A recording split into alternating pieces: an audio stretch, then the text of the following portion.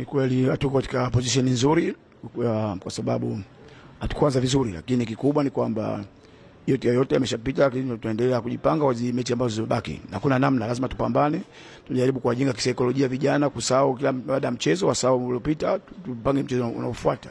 Lakini nasema kwamba tulifahamu hilo kwamba hatuko position nzuri, tunaendelea kupigana, tutapigana hadi mwisho kwa sababu ndio kazi yetu.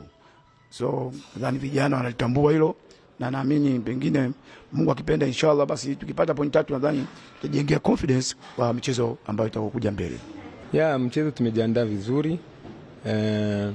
Tumefanya mazoezi baada ya mechi yetu na Simba ile ambayo imepita juzi hapa, na tulijua kuwa tuna mechi nyingine ngumu ambayo tutacheza na Mtibwa Sugar kesho, kwa sababu na wao sio mechi rahisi.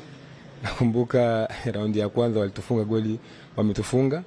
So ni muda sahihi na sisi wa kutafuta namna ya kufanya ili tupate hata ushindi tupate hata pointi na sisi, kwa sababu ukiangalia nafasi ambapo tulipo hatupo nafasi nzuri kiukweli.